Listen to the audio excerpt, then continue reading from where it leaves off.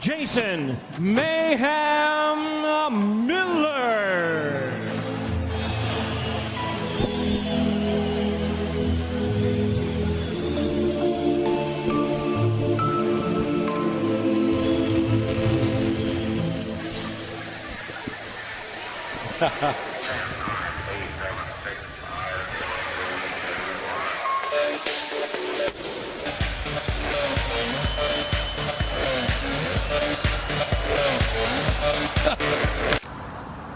Oh, hey. I didn't even know this is how this worked. What the f? Those are very convenient, but very ugly when left on the ground.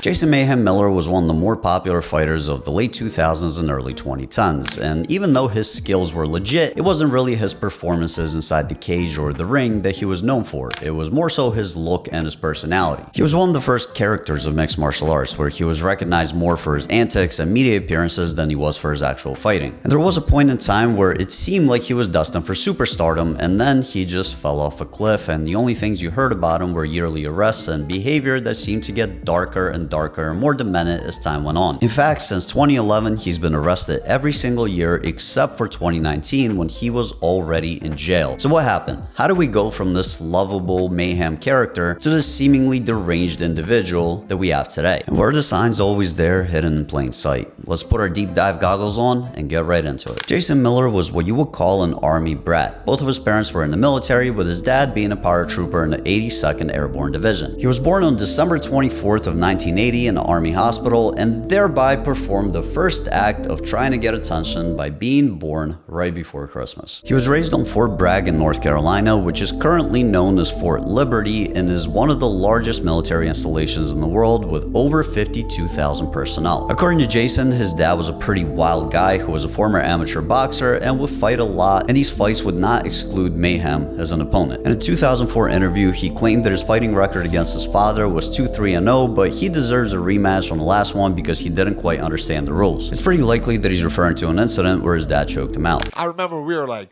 getting into it in the kitchen, and I was like fighting with him, and then he grabbed me around, and like we didn't call it rear naked choke, it was a sleeper hold. He got me in a sleeper hold, and I was like choking, and I wouldn't quit. He's like, boy, tap out, you know. And I was like, I don't know, 14, 15, and I was like, he's choking me, and I was like, Dad, I'm not gonna tap out, wow. You know. And I just remember finally he let me go because he's like, that's enough. But it was too late.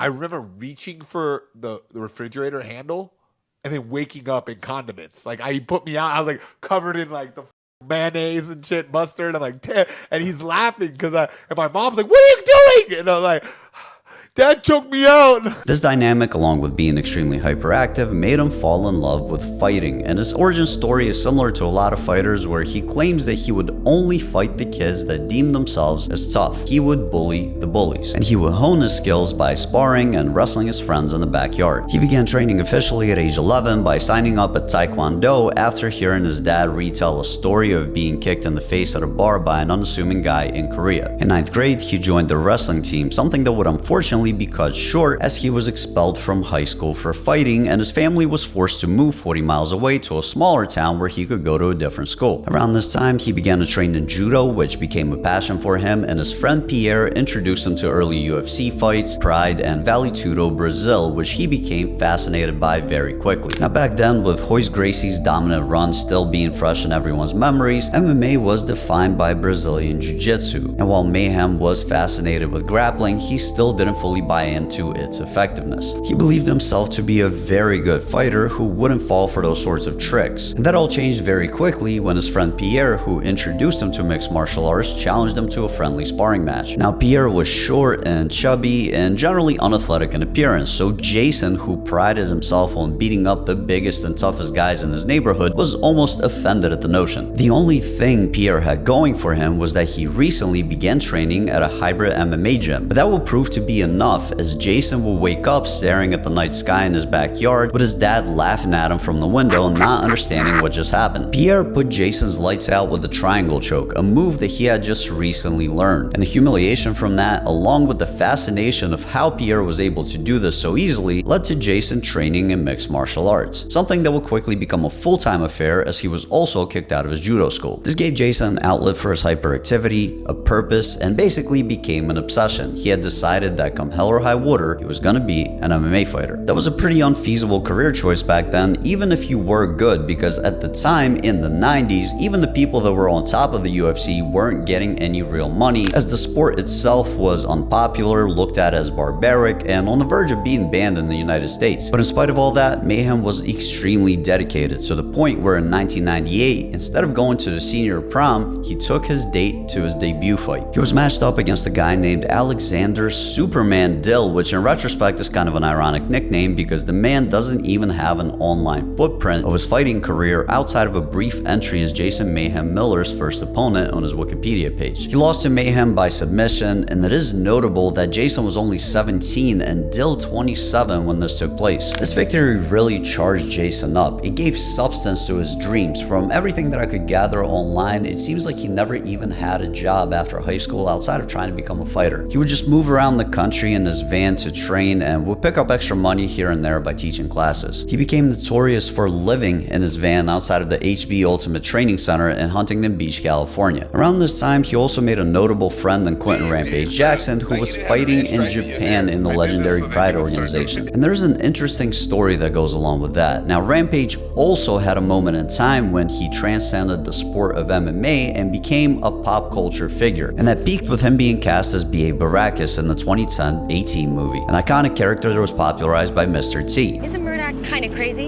If he's flying, then we are dying. It was a starring role alongside A-list actors like Liam Neeson and Bradley Cooper. It was a Hollywood blockbuster. It was a really big deal. So Mayhem claims that Rampage got the idea to audition for the role in the first place from them two rolling around together in the van, kind of like the A-Team, and him messing with Rampage and saying that he looks and sounds like Mr. T. That's pretty interesting. Some real Luke Rockhold, conceive, believe, achieve type stuff. Mayhem claims that he, quote, perfected poverty around this time, successfully sustaining himself with the bare minimum. And during this time was also when he got his nickname. He claims that he came from a guy that took him off the streets and provided him with a more comfortable living arrangement in a rundown mansion, something that was dubbed Project Mayhem, referring to the state of his life, his fighting style, his often erratic behavior, and also the way in which his brain tends to jump from topic to topic in ways that are unintelligible. Now, I want to make note of this because early on, this behavior was what made him endearing to people, it defined him, and it made him stand out. But down the line, it might have led to a diagnosis that might be the catalyst for why his life spiraled downward so quickly. Between the years of 2001 and 2004, he fought in a variety of lower level organizations, bouncing around between the United States and Hawaii. And for at least a short while, he lived in Hawaii. And Hawaii is kind of a fighting culture where people tend to throw down on sight whenever, wherever, and a lot of the time just for fun. And naturally, Mayhem fit right in. Apparently, he was no stranger to brawls, and he actually got assaulted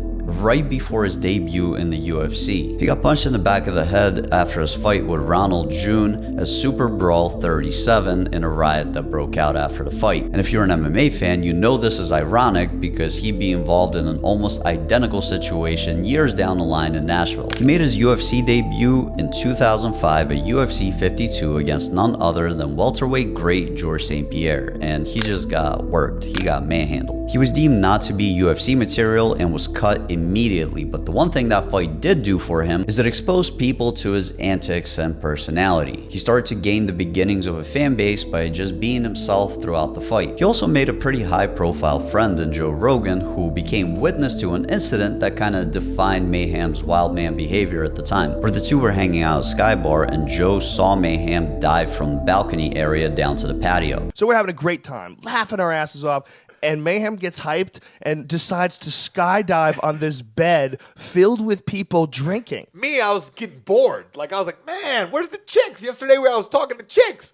And then I'm looking around, I'm like, and then as I'm looking around, there's a lull in our conversation. And I look over and there's a hot chick. And she's looking at me from the bench. Now, be it, I was on the second level of this little area and we're sitting there talking. There's a lull in our conversation. I looked back at that chick. She was smiling. Something in my head said, Jason, she wants you to jump on there. So I jumped and smash into all these hot chicks, like model chicks, and like a bunch of rich dudes wearing Rolexes. One guy ridiculous. With spiky hair. He had the faux hawk before people had faux hawks. And I smashed it, knocked the drinks everywhere, and whatever. And man, I popped up like Bruce Lee, like jumped back up, like, whoa! Now, Joe found this amusing at the time because this was still the backwards hat, sensory deprivation tank, Quake addicted, sponsored by Fleshlight Joe Rogan, and not yet the cigar smoking, whiskey drinking, infrared sauna, Spotify king Joe Rogan. He was still in his own party phase. But thinking back on this is far from socially appropriate normal behavior and could have ended up with some serious physical consequences for both Mayhem and the people down in the patio. Like, it's funny because nothing happened, but if somebody got seriously injured, especially permanently, we'd be looking at this incident in a completely different way. In my opinion, this was an early red flag, especially when you combine it with the little known fact that that same year he was arrested for assault and burglary for kicking in the front door to his girlfriend's apartment in Hawaii and assaulting a man inside, and was facing 10 years in prison before the charges were dropped. In any case, his next fight was a victory against Mark Moreno, a Super Brawl icon, the same man that punched him in the back of the head before his UFC debut. He then proceeded to win a fight against Ruthless Robbie Lawler in 2006, which was considered to be a classic and one of the best of his career. In 2009, he lost a fight against Jake Shields where he was seemingly seconds away from beating him before the clock ran out, which gave him a very strong case for a rematch. This prompted a notorious incident later dubbed the Nashville incident, where he entered the cage after Jake Shields pulled off a hard-fought victory against Dan Henderson and proceeded to get jumped by Jake Cesar Gracie Jiu-Jitsu teammates, including Nick and Nate Diaz. The brawl was eventually broken up by security, referees, and members of Dan Henderson's camp, and Mayhem, along with the other participants in the brawl, were suspended for 3 months and given a small fine around $7,000. The incident was triggered by the fact that the emotions were running extremely high inside of the cage, as Jake Shields was a huge underdog against Dan Henderson and was almost finished by him early in the fight. He really had to dig deep to get the victory, and it was an amazing performance, so Mayhem grabbing the mic felt like he was trying to steal the spotlight from Jake. It was a pretty embarrassing incident for Strikeforce at the time, and even Dana White had something to say. He gets his moment to start, to get his interview on CBS after pulling off this huge upset, and you get goofball, hey, where's my rematch running in his, what do you think's gonna happen? Now, the catalyst for this brawl was Nick Diaz, who in my opinion just straight up didn't like Mayhem, so this was a perfect excuse for him to punch him. Mayhem fit the description of the type of fighter that Diaz would often go on record and say that he didn't like almost to a T. Painted hair, painted fingernails, exaggerated personality. Nick felt like a lot of fighters put a lot more thought into their image than they did into their skill set, and it irked him that most of the time these fighters would get the push that he felt like he deserved. And I'm sure this interview where Mayhem pretends to fall asleep as he has the microphone in Nick's face didn't help matters much either. But at least, I hope everybody appreciates a good show. I don't know how good of a show was. I gotta see it again. Both expressed interest in fighting each other afterwards, with some pretty amusing videos flying back and forth addressing the situation with a lot of quotables, particularly from Nick. I was thinking about your little interview I just watched this morning before I left my house. I just want to tell you,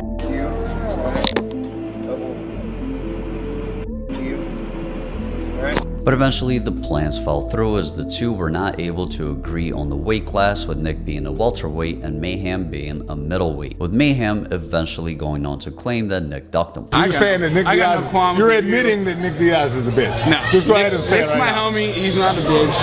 And It's certainly looking bitchy right now, saying he'll fight at 185, and then a few weeks later saying, meet me at 178. Whoops. Don't be scared, homie. At this point, Mayhem's career was also going in a different direction, and it didn't have much to do with actively competing. He was an early adapter of social media and YouTube, and he was beginning to build a pretty substantial fan base, largely based around his personality. He created a club, or a cult as he called it, that people could join and be assigned a number. It was called the Mayhem Monkeys, after the concept of us just being monkeys on a rock floating through space. Joe Rogan was actually a member, number 420. He also had a, for the time, pretty well-produced vlog where he would show off his day-to-day activities and his training and throw in some pretty amusing skits. After a hardcore week thugged out training? Come on, Jason, don't stop now. Nothing. Like getting some frozen yogurt at Pinkberry. Sorry, ice cream, I'm dreaming of a different dessert. Pink berry shaved ice and frozen yogurt. It doesn't feel like I'm cheating when I'm eating it, cause it's healthy. I feel better already. Tart and sweet, fresh and airy, blue and black, straw and raspberry, succulent mango, tangy kiwi or pineapple. Popping up, swirly and fluffy, exquisite dream. Sorry, ice cream, I'm on my way to Pinkberry.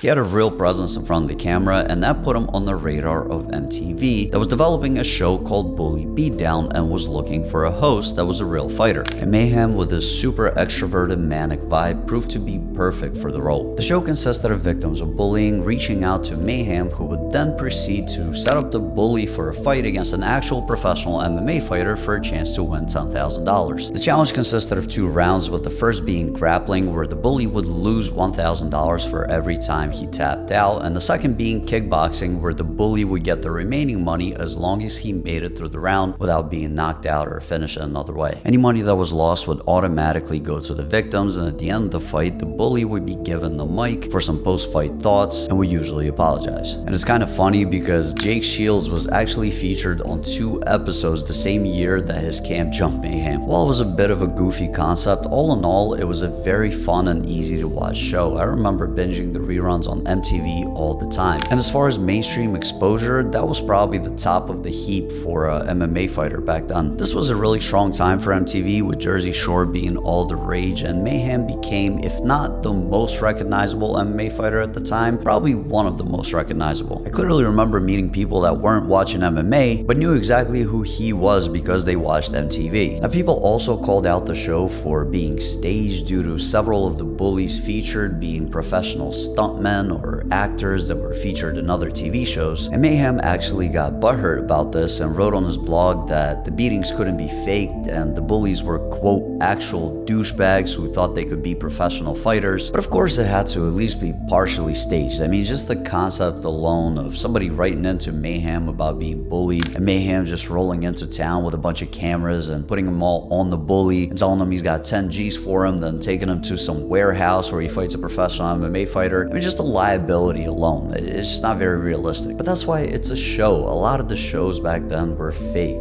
Pimp My Ride, even stuff like Jersey Shore, a lot of the scenes on there were pretty much set up artificially by the producers. That's the magic of TV production. You have to somehow make a cohesive story that's easily digestible for whoever's watching. It was still very entertaining, and ultimately that's what counts. And because of all the newfound eyes on him, in 2011, when his contract with Strikeforce expired, Mayhem once again became a very attractive prospect for the UFC. He also built up a great record, beating names like Tim Kennedy, Robbie Lawler, and even submitting Japanese icon Kazushi Sakuraba. So in April of 2011, he signed with the UFC and was immediately given an opportunity to coach opposite Michael Bisping on season 14 of The Ultimate Fighter. Now, this was a fairly confrontational season, with the two constantly trash-talking each other back and forth, and Bisping wasn't as loved back then as he is now. He was seen as annoying, so Mayhem was the clear fan favorite, even though going into their fight, Bisping was the odds favorite. Well, turns out the odds makers had it right, as Mayhem would lose to Bisping in round 3 by TKO. He would then proceed to lose by decision to another Ultimate Fighter alumni, CB Dalloway, and proceed to be cut by the UFC. It's been reported that he was cut due to a backstage incident, with Mayhem himself saying that he got into it with a UFC employee over not being allowed to wear his preferred mask during an entrance. But to be honest, I think the UFC just saw the writing on the wall with him losing fights and losing popularity with Bully Beatdown not being renewed for a 4th season, and decided that he didn't generate enough money to justify what they were paying him. I mean, a backstage argument is pretty tame compared to what the UFC would turn a blind eye to in the years that followed when it came to popular fighters. Overall, his UFC appearances ended up being very disappointing within the context of his overall MMA record, with his record in the octagon being 0-3. And during this time, his behavior was going from fun and weird and crazy to legitimately concerning. He went on the Joe Rogan podcast and told a story of how he was diagnosed with ADHD and prescribed the drug Ritalin, and in his own words, it made him lose his mind. He compared it to a legalized version of speed. And this was brushed off as a throwaway comment at the time because people didn't understand what losing his mind actually meant with him, with his personality already being so out there, but incidents with the law would pick up soon after. In August of 2011, he was arrested for allegedly assaulting his sister at a house party. A year later, he was arrested for vandalizing a church by destroying CDs, books, and discharging a fire extinguisher, all while being completely naked. And then his sanity began to slip in public. He appeared on the MMA Hour and insisted on giving the interview in character as Lucky Patrick from the movie he was promoting, Here Comes the Boom. And for reference, this isn't Christian Bale's school of method acting. He didn't have to dig deep to the darkest corners of his soul. Lucky Patrick is this goofy character in the movie that gets beat up by the main character. And when Ariel Helwani requested that he give the interview as himself, he got angry and stormed off in a rage. Have your stupid internet radio show in your mom's basement. That's it? You're gonna do this? Yeah, you saw what I'm doing. Ma'am, this is not hey, Andy Kaufman.